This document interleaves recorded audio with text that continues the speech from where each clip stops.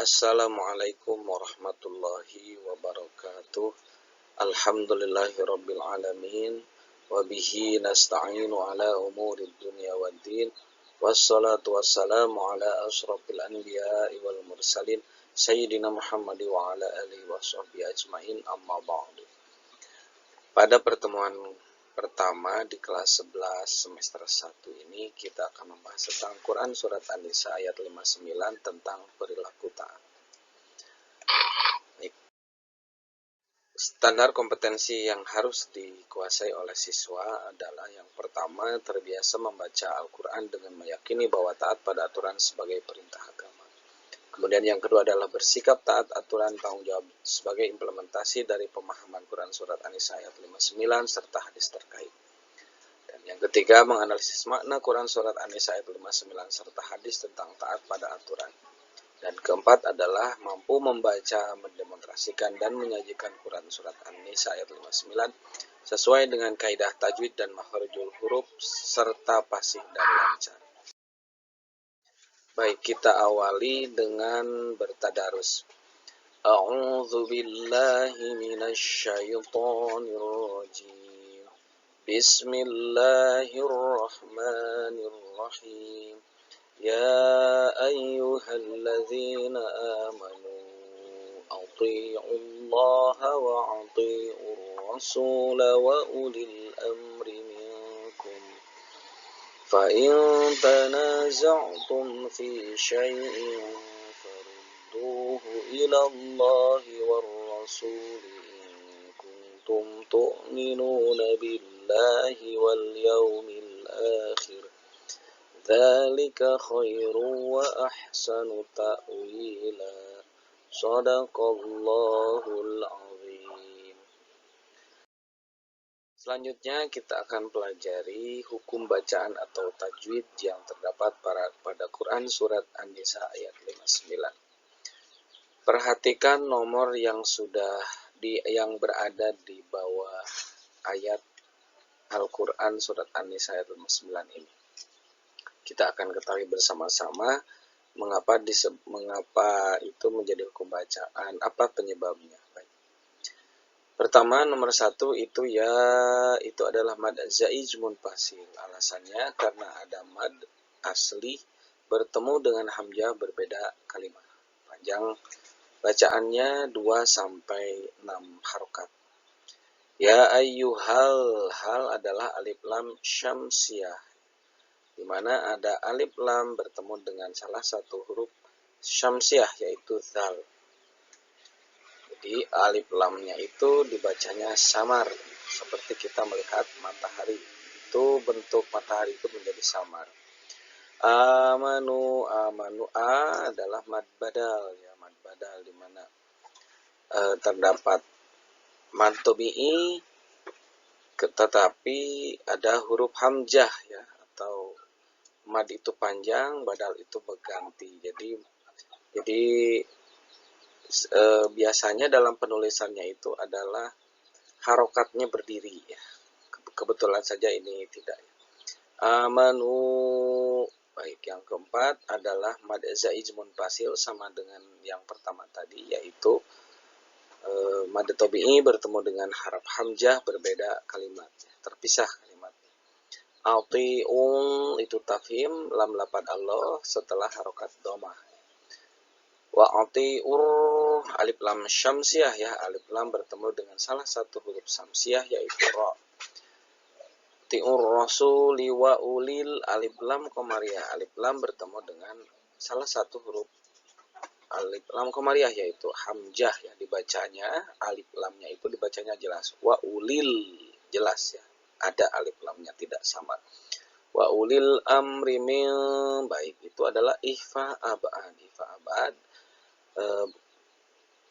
alasannya karena nun mati bertemu dengan kaf. Hurufnya ada 2 yaitu kaf dan kaf. Ikhfa.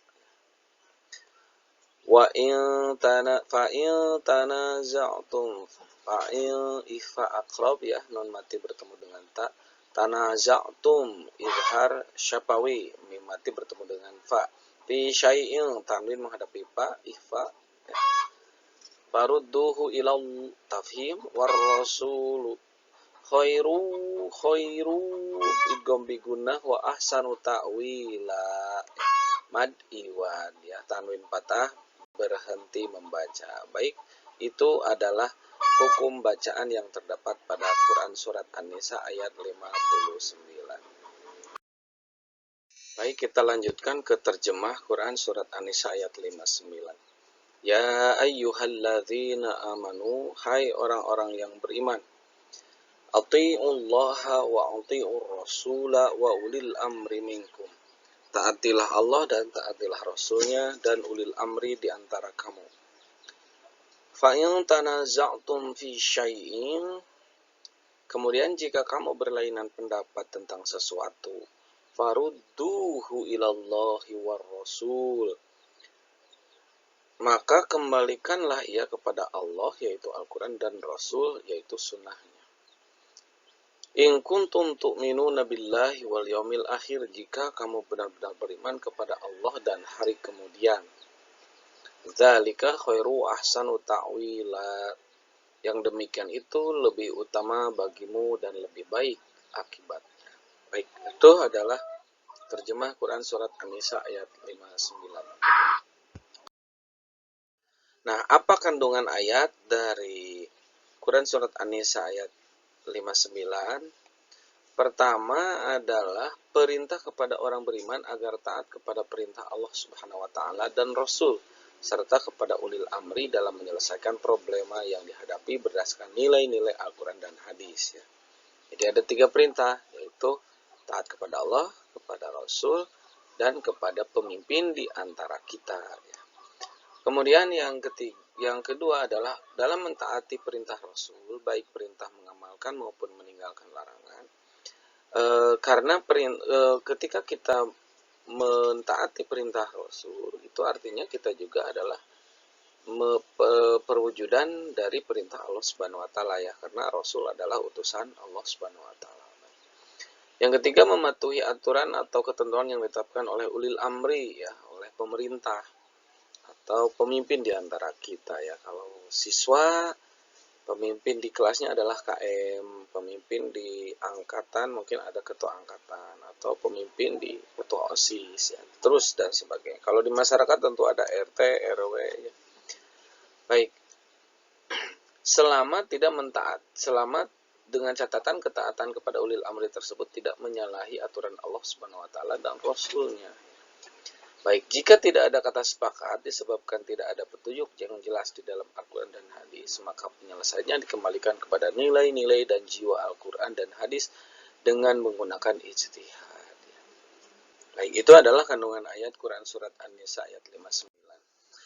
Kemudian yang terakhir adalah bagaimana mengimplementasikan ayat tersebut dalam perilaku kita sehari-hari atau perilaku siswa sehari-hari.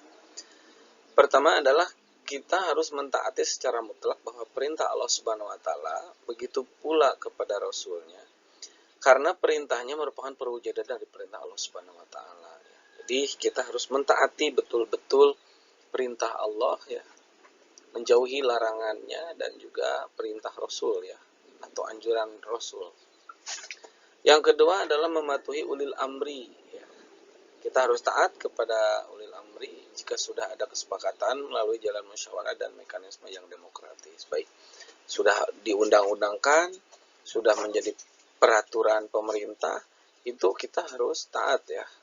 Dan karena itu juga peraturan itu sudah melalui jalan musyawarah dan mekanisme yang demokratis ya, yang terwakili ya.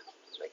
Yang ketiganya, kita harus tegas menolak ketentuan ulil amri yang menyimpang dari aturan agama ya, dengan tetap menggunakan mekanisme yang berlaku dan adab kesopanan ya. Konstitusi menjamin negara kita itu sangat menjamin kebebasan berpendapat ya, tentunya juga harus Pancasilais ya, harus dengan nilai-nilai Pancasila, tidak arogan atau apalagi sampai merusak ya. Baik, yang keempatnya, tidak mempertentangkan antara aturan Allah Subhanahu wa taala dan Rasul dan perintah ulil amri ya, pemerintah di wilayah masing-masing. Jadi jangan dipertentangkan ya, jangan dibentrok-bentrokan antara perintah Allah, Rasul dan perintah ulil amri. Harus selaras, harus selaras dalam mentaati aturan-aturan Allah, Rasul, dan ulil amri. Baik, itu saja mungkin yang bisa Bapak sampaikan pada kesempatan pembelajaran di awal semester 1 atau ganjil ini. Mudah-mudahan bisa dipahami dengan benar, mudah-mudahan juga ada manfaatnya. Terima kasih. Kita tutup dengan bacaan hamdalah bersama-sama. Alhamdulillahirabbil alamin. Kita akan bertemu kembali di materi selanjutnya di kesempatan yang akan datang. Assalamualaikum warahmatullahi wabarakatuh.